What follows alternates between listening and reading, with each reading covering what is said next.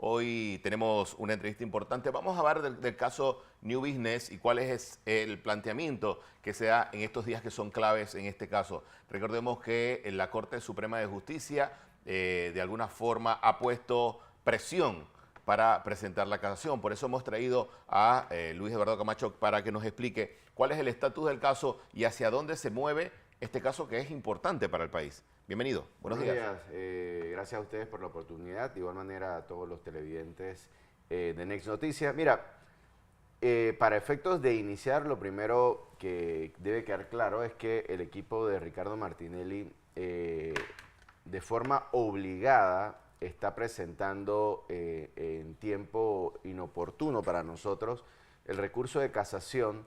Y esto en razón de que la Corte, violando la ley, como ya lo hemos explicado con anterioridad, ha dado un término único para sustentar el recurso. Y digo un término único porque la ley, en este caso, que se aplica a Ricardo Martinelli, que es parte de los errores que nosotros tenemos en Panamá como sistema de administración de justicia, impone el deber de que la casación se debe surtir la notificación y el término para sustentarla de forma individual. En este caso estamos hablando de que son 5 personas, esas 5 personas deberían tener 15 días cada uno de ellos y eso tiene un sentido lógico. En el momento en que usted va a sustentar la casación, que ya es el recurso extraordinario que otorga la ley, a usted le entregan el expediente físico. ¿Por qué? Porque el expediente físico es el que usted tiene que utilizar para sustentar su recurso.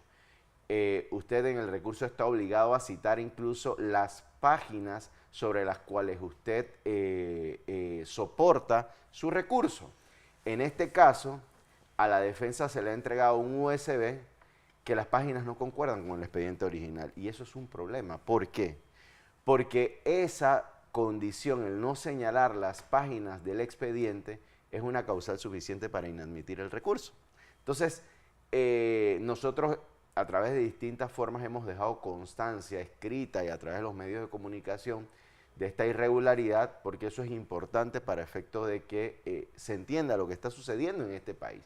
Pero adicional a eso, el hecho de que se está dando un recurso de forma indebida, es decir, en contra de lo que establece la ley, yo creo que es un tema digno de análisis, porque como siempre lo hemos señalado, hoy en día es Ricardo Martinelli, pero mañana es cualquiera de nosotros. Pareciera que hay una ley especial y un trato especial para Ricardo Martinelli. Cuando hablabas del tema de los tiempos que se dan para presentar la casación y la importancia de que esa casación vaya formulada en base al expediente sin errores de folio. Entonces, ¿qué ocurriría si se presenta esta casación? ¿En base a qué la van a presentar? ¿En base al USB con errores o en base al expediente? ¿Y quién tiene la responsabilidad de que esto haya ocurrido así? Es que la importancia del término, para que lo entendamos, y por qué se da un espacio a cada uno, es porque el expediente debe estar disponible para todos. Pero nosotros estamos en un término donde está corriendo el término para todos de forma simultánea y el expediente hay que compartirlo. Entonces, esa situación de por sí es irregular. Tú decías que pareciese que existe. No, aquí existe un código para Ricardo Martinelli y un código para el resto de los ciudadanos. El detalle es que cuando el código de Ricardo Martinelli se aplica, ya se puede aplicar a cualquiera. Entonces entramos en una situación delicada porque la ley dice algo, pero aplican cosas contrarias.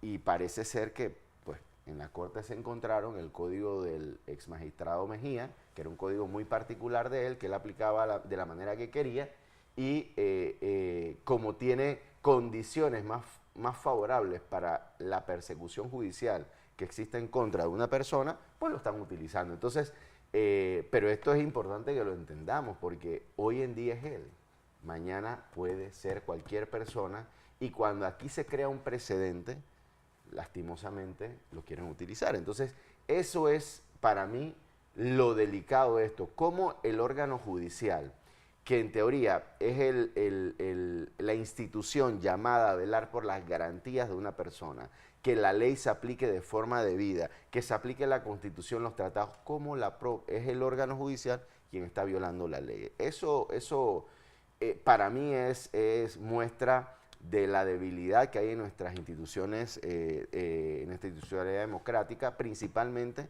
en el órgano que está llamado a...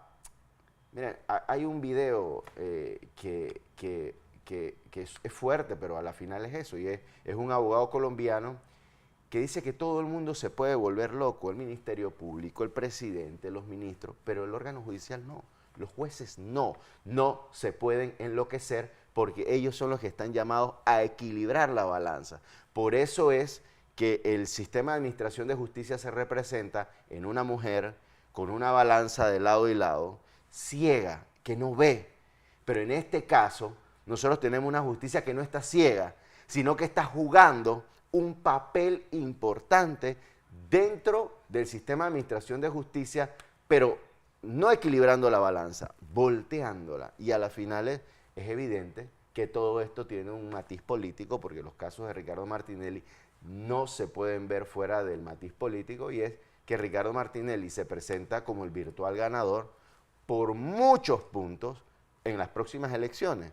Y eso, yo creo que sus adversarios, entendiendo de que no tienen la posibilidad de vencerlo en las urnas, están buscando por segunda ocasión, porque esto es importante que el pueblo lo tenga presente, por segunda ocasión la manera de sacarlo de la contienda política, porque ustedes recordarán que en las elecciones pasadas Ricardo Martinelli fue excluido 5 días antes de las elecciones por parte de los magistrados en un fallo para mí inverosímil. Un par de preguntas para ver si podemos, nos ayudan a que nuestra audiencia y nosotros tengamos una mejor claridad. Con frecuencia usted ha notado que nosotros le damos explicaciones a nuestra audiencia de lo que está ocurriendo en otros países. Así es. Porque, y no hablamos de otros países de asiáticos, estamos hablando de nuestra América. Sí, de la Y región. de nuestra América estamos hablando de nuestra América continental. De lo que pasa en Venezuela, de lo que pasa en Guatemala. Entonces, quisiera preguntarle, de sus palabras, si usted está obligado a presentar, a pesar de que usted conoce que por forma hay un error en este proceso, está obligado a presentar la casación. Y si la casación se falla en contra suya, en contra de su cliente, si se falla a favor, hay un proceso que sigue. Así es. Esto lo explicó usted la otra vez aquí. Pero si se pasa, usted tiene hasta el 7 o sea, hasta el jueves Así es. para presentar sus argumentos sobre la canción. Ahora, De forma obligada. de forma obligada. Contrarreloj, o sea, Esa- 15 días para todo el mundo, Y el término corre para todos. Dígame ahora si esta estadística es cierta. Era la primera pregunta que le hice. La casación es como usted nos explicó la otra vez, es un elemento, una forma especial de poder entrar en argumento contra una decisión del juzgado del segundo tribunal. Si usted está obligado a hacer eso en un tiempo que no era, ¿no se está alterando esto con alguna otra intención? Bueno, definitivo. Solamente hay que entender que con esta decisión ilegal se volaron 75 días del término del proceso. O sea, cuando uno analiza las circunstancias, o sea, no son 10 días, son 75 días que se volaron de un plumazo de forma indebida. Y la casación es un proceso complejo para argumentar. La casación no es un recurso cualquiera, es un recurso técnico. Muy técnico. Es un recurso técnico. Y normalmente Es tan 10 a 2 en la Corte lo rechaza. Es tan técnico que, a diferencia de los recursos ordinarios, si la Corte considera que existen vicios, no lo admite. O sea, es un recurso que amerita del tiempo necesario para su preparación. Okay. Usted lo presenta, vamos a ver, el día X, que ha dicho usted que es el 7, este jueves. Este es su máximo día para presentarlo forzadamente. Así es. ¿Qué tiempo tiene la Corte para decidir esto? Bueno, en la experiencia tomaría mucho tiempo. Estamos hablando que es un caso que tiene más de 171 tomos, más de 90.000 fojas. Ameritaría su tiempo, con lo que está sucediendo en este país, en los casos de Ricardo Martinelli, el único caso, y eso yo creo que fue por la presión que existía en la propia Corte Suprema de Justicia, que resolvieron rápido, fue el caso de la ley relacionada al contrato minero. Yo creo que es fuera de los casos de Martinelli es el único. No, Y una muestra de eso, claro, es lo que sucedió con la anterior demanda de inconstitucionalidad. Fueron 10 años. 10 años para resolverse. Le traigo eso porque precisamente en el contrato minero se dio una situación anómala desde mi punto de vista político. Además, la Constitución no está escrita para los abogados, nada más. La Así Constitución está escrita para todos nosotros. Para todos los ciudadanos. La Constitución es la guía, es la carta de navegación de los panameños, de mis derechos y de mis obligaciones. Cuando me he leído completo el fallo, voy a hacer un comentario después, pero sin entrar a la parte jurídica, que la estoy consultando con algunos abogados constitucionalistas, en la parte de los análisis que se declaran, noto que en la premura de esa presentación se cometieron errores técnicos muy graves, que van a tener consecuencias, porque ya el fallo está hecho. Así es. Punto. Ya no podemos, admitiendo como demócrata el fallo, tengo que admitir ahora que el fallo contiene errores técnicos muy serios, cuyas consecuencias son muy graves para la nación panameña. Imagínese usted, ingeniero Blandón y Camagín, de alguna forma, ¿qué ocurriría si la Corte Suprema de Justicia le da, como le ha dado, un trámite expedito al caso Ricardo Martínez, al caso New Business, en tiempos? Ya cortó los tiempos y mandó un USB. Aquí está USB, usted tiene 15 días para todos corriendo al mismo tiempo para que presente su recurso de casación o presente su casación. Ahora bien, ¿usted se imagina que la Corte falle en tiempo récord, admita o no admita la casación, si se demoró un periodo importante para tomar la decisión en el caso minero? En el caso de Ricardo Martinelli, los focos van a estar viendo la actuación de la Corte Suprema de Justicia, que no se olviden que es la última instancia y es como dice el abogado Camacho, es donde están las esperanzas de que puedas remendar o corregir los errores del primer tribunal y el segundo tribunal. Camacho. Sí, pero lo más cómico de esto es que si ustedes recordarán, cuando la Corte inicia o se le llegan las demandas de inconstitucionalidad y empieza la presión hacia la Corte, ¿qué hace la magistrada presidenta de la Corte Suprema de Justicia? Emite un comunicado donde le dice a la ciudadanía que ellos deben cumplir con el debido proceso y cumplir ciertos términos para entrar a resolver la demanda de inconstitucionalidad. Pero aquí vienen las inconsistencias, cómo para algo existen términos y para otro no. En el caso de Ricardo Martinelli los términos se los volaron. Estamos hablando de 75 días que se volaron de forma indebida. Entonces, en el caso de Ricardo Martinelli los términos no importan, en otros casos los términos sí hay que cumplirlos. Se lo pongo ahora en el marco internacional, que es parte de mi trabajo. Cuando yo leo los informes de Panamá, una de las cosas que me salta a la vista es el proceso de inestabilidad política, porque el riesgo político es uno de los factores, no es el único, pero es uno de los factores en el análisis de riesgo soberano para determinar la capacidad de un país de pagar o no pagar su deuda. ¿Y por qué eso es así? Porque no es lo mismo un país inestable, políticamente hablando.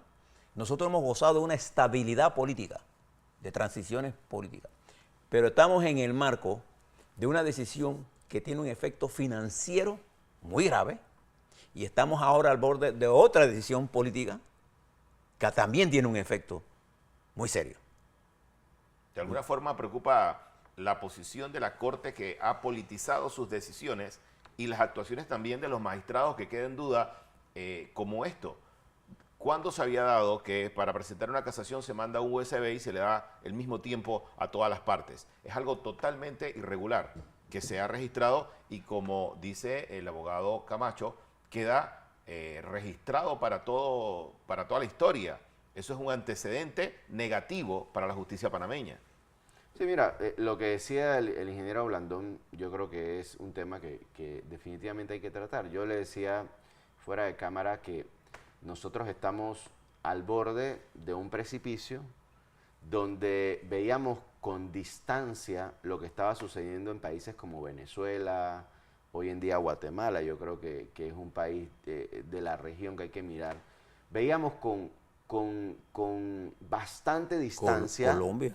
bastante distancia lo que estaba pasando en ese país. Eso es allá, eso no pasa acá. Eso no pasa acá. Hoy en día nosotros estamos prácticamente allí. Nosotros estamos ante un órgano judicial que se doblega ante el órgano ejecutivo.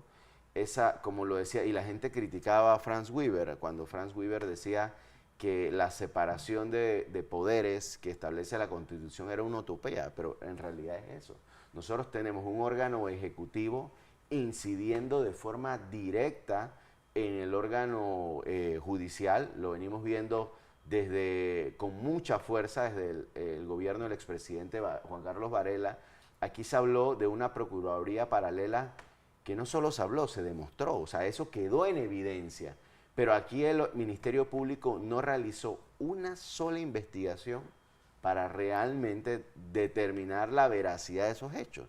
¿Qué pasó con los contratos del difunto Saltarín? Las personas que intervinieron en estos procesos, los que crearon los procesos del Consejo de Seguridad y después los llevaron en la Procuraduría, porque aquí hay que entender que Kenia Porcel empezó en el Consejo de Seguridad. Esos procesos, ella lo inició como abogada y segunda del señor Rolando López. Y resulta ser que después de esto, Juan Carlos Varela la ubica en la Procuraduría como procuradora para darle seguimiento al trabajo que ella inició de forma ilegal. Entonces, aquí lo ilegal lo quieren hacer legal. No se puede. Entonces, estos temas, cuando nosotros nos entramos a analizar, es lo que pasa en otros países.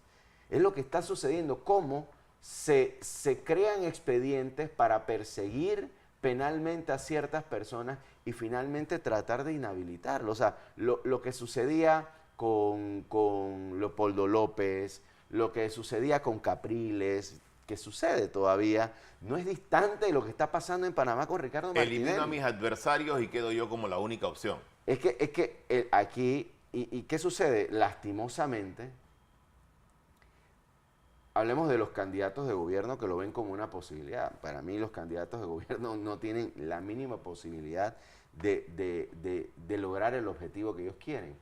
Pero hay personas que están fuera de eso, que son los demás actores, que se están quedando callados porque piensan que de esa manera pueden surgir. Entonces, el escenario que nosotros estamos viviendo, jurídico-político, para mí es delicado. Yo insisto, es la segunda ocasión en la que nosotros nos encontramos debatiendo si sacamos a un actor importante de la contienda política, ahora meses, antes era días antes de las elecciones. Y recordemos de que si a Ricardo Martinelli no se lo hubiese inhabilitado en las pasadas elecciones, Ricardo Martinelli hubiese sido el alcalde capitalino. El señor Fábrega no llevaba la mínima posibilidad, las encuestas eran abrumadoras, como están siendo al día de hoy. Estamos hablando de que las encuestas ubican en las mejores un 43%, en las que son de los enemigos de Ricardo Martinelli lo bajan a 34, o sea, le quitan 10 puntos.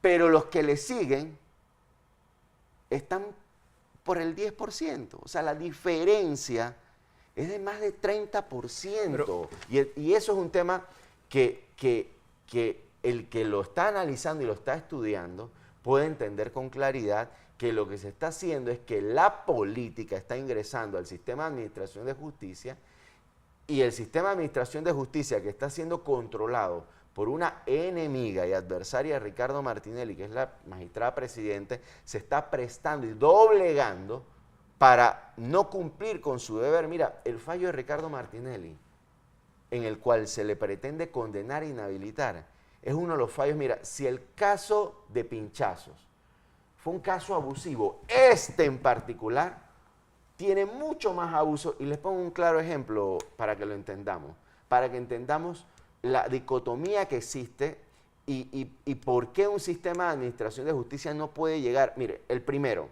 Ricardo Martinelli llega extraditado a Panamá en el 2018. Cuando llega, ¿cómo se le juzga? ¿Bajo qué reglas? Bajo las reglas del sistema acusatorio. ¿Qué contempla ese sistema acusatorio? Uno, distintos jueces durante la fase de investigación. El juez que interviene en la fase intermedia no puede ser el mismo juez que interviene en la fase, ninguno de los jueces que interviene en la fase de investigación. Su juzgamiento se da por 3 jueces en un juicio oral. En este caso, a Ricardo Martinelli se le aplican normas que fueron derogadas en el 2016. Si usted agarra el Código Procesal Penal y se va a la última norma, dice que el Código Judicial y sus normas quedaron derogadas a partir de la entrada en vigencia de la norma. Y esa norma entró en vigencia para Panamá en el 2016. Pero nosotros tenemos, y aquí es donde yo quiero llamar la atención, y se pregunta a la ciudadanía, ¿por qué Ricardo Martinelli, es verdad, llegó y tenía 3 jueces en un juicio, pero ahora tiene una sola juez? La juez que intervino, Valoisa Marquines, en la fase de investigación, en la fase intermedia y en la fase de juicio. Es una juez contaminada, pero no solo contaminada, es una juez que está cumpliendo un claro rol que le dieron de inhabilitar a una persona. Y cuando nosotros entramos a ver, ¿y por qué yo digo que no es una juez objetiva, que es una juez que está siguiendo instrucciones de otras personas? Porque cuando entramos a analizar el fallo, nos encontramos con varios problemas que ya hemos tratado. El primero, los testigos protegidos. Usted Que nunca hablaron, que usted, nunca se usted presentaron. abogado, por ejemplo, y nosotros aquí discutimos ampliamente, Camacho, el siguiente criterio. A Ricardo Martinelli, independientemente, puede haber sido yo, puede haber sido usted, puede ser que sea, se le juzgó sin imputación. Así es. Entonces, mire lo que eso significa. Usted y yo, usted, tenemos el derecho de que se nos informe de qué cariño nos están acusando para poder defendernos. Así es. De otra forma, no hay acusación. Esa es la única razón. Es la base de la Claro, acusación. porque la usted imputación. tiene que imputarme de algo. Decirme, usted está acusado porque no llevó el perro bien. Lo que sea me lo tiene que decir. Entonces, usted no puede, igual que si yo le acuso a usted de despilfarro de los fondos públicos, yo tengo que tener una auditoría forense. Nosotros aquí, en este estudio, hemos discutido con detalles, con la auditoría al frente, que es una auditoría forense. Ninguna de las auditorías que se han usado para casos llena el requisito de auditoría forense. No. No la llena. Una auditoría forense tiene que tener como base el contradictorio dentro de la auditoría. Entonces, ¿qué se hicieron con esa auditoría? Se omitía la información que favorecía al investigado. En la misma audiencia del caso de New Business nunca hubo la oportunidad de la defensa y de los señalados de defenderse de lo que decían los testigos protegidos, que empezaron como imputados y terminaron siendo testigos protegidos y fuera de las decisiones. ¿Pero por qué señalo esto? Porque estas violaciones, fíjense lo que está pasando en Perú hoy, mientras estamos hablando aquí, a la presidenta del Perú, Dina Boluarte, que no es un santo de mi devoción, ¿sí? Además es una de las políticas de más baja calificación de nuestra comunidad. La Cámara la está comenzando un proceso, porque además ella acusó a la Procuradora General, y la Procuradora General presenta una acusación contra ella. Es decir, el uso de la justicia para definir conflictos políticos constituye uno de los elementos más graves de la estabilidad, porque sin justicia no hay paz en ningún país del mundo. No hay que ser abogado para saber este criterio, hay que tener un... ¿Cómo puede haber justicia para mí si usted no me aplica la ley a mí? O sea, no sé si Así es. Hay un criterio que todos los panameños debemos saber. No puede haber paz si no hay justicia. Y todos los juicios que yo estoy viendo ahora mismo, todos estos procesos llenos de odio, llenos de gente que... Cuando usted ya se hizo dueño de la verdad, en ese momento perdió la verdad. Porque la verdad no tiene dueño, la verdad social, en todo caso, que es la política, Es la verdad compartida. Y cuando el proceso es manipulado, deja de ser proceso. Y usted mencionaba las auditorías. En este caso, en el caso de New Business, no existe auditoría. ¿Qué existe? Existe un informe elaborado por un señor que en el juicio público fue destruido. O sea, Eliseo Ábrego fue despedazado por la defensa. Los que le dieron seguimiento al juicio de New Business, porque, ojo, los casos de Ricardo Martinelli tienen una particularidad. Son los únicos juicios públicos y televisados en todo el país. ¿Usted ha visto algún otro proceso televisado fuera del de Ricardo Martinelli? No, ni el de Minera. Aquí, Y era no tan importante porque no lo pusieron en público. bueno, pero ahí es donde empezamos a ver las diferencias. El único juicio público en este país son los de Ricardo Martinelli. Televisado todo el transcurso sin ninguna interrupción.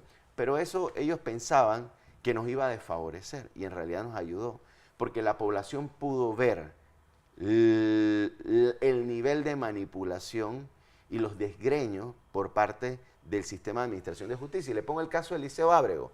La defensa lo destruyó. O sea, lo que Eliseo Ábrego en juicio admitió dos cosas.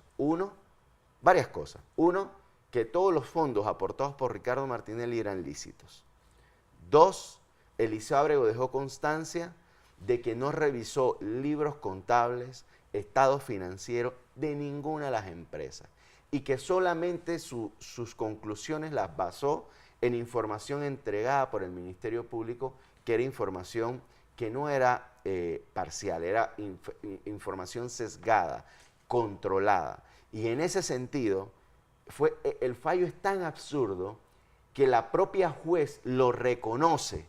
Y ella dice que a pesar de que en juicio no había sido contundente su participación, durante la investigación había rendido declaraciones donde había sido explicativo. Y aquí quiero retomar el tema de aplicar un sistema derogado y un sistema que realmente aplica. ¿Por qué? Porque mientras en el sistema acusatorio, para que tenga valor algo, usted tiene que ir a juicio y sustentarlo, en este sistema que se está aplicando derogado, ¿qué dice la juez? No importa lo que pasó en juicio. No importa si en juicio quedó en evidencia que Eliseo Ábrego no pudo sustentar nada, que su informe no sirve para nada. No, eso no importa. Lo que importa es que él en la investigación declaró y pudo explicar, pero es que en ese momento él estaba con el fiscal declarando, y ojo, yo trabajé en el Ministerio Público, y yo he visto cómo a veces los funcionarios cambian el sentido de lo que dice la persona. Y si la persona no puede explicar, lo sientan de vuelta para que explique de nuevo. Entonces, era en juicio donde la juez realmente cumple con lo que se le llama el contradictorio.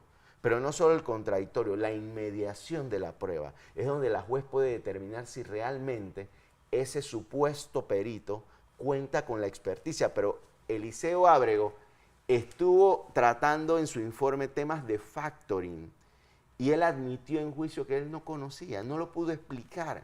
Entonces, ¿cómo puede una sentencia sustentarse en base a una persona que no tiene conocimiento del tema, pero que fue destruido? Asimismo tenemos los testigos protegidos.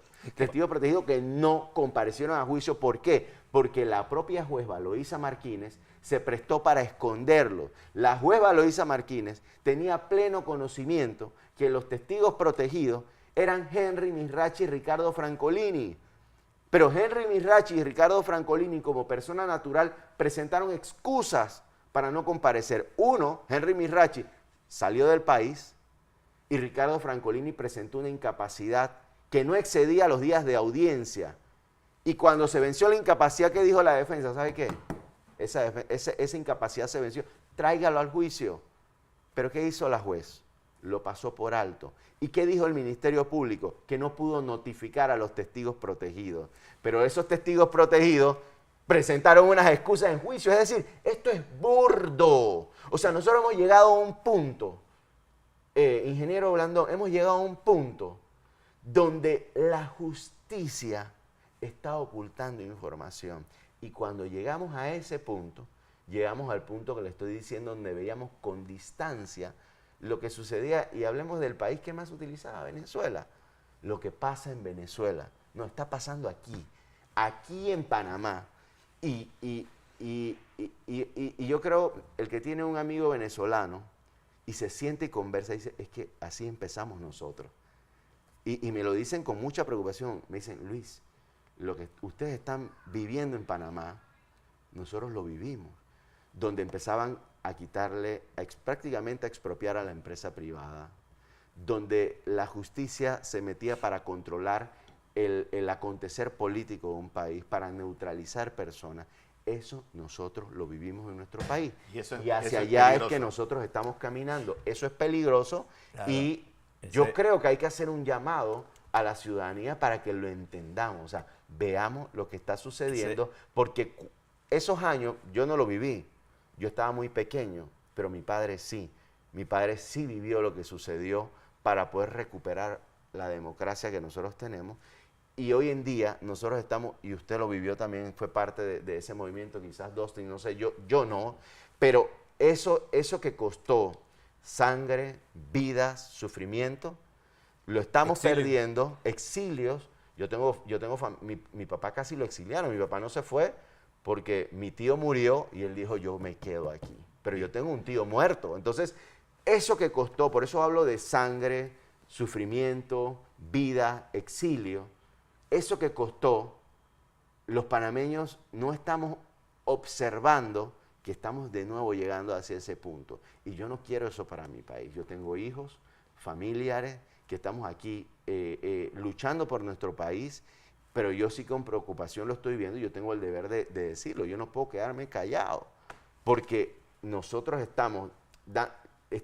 se están dando pasos agigantados para pisotear y menoscabar la democracia en nuestro país. El abogado Luis Eduardo Camacho.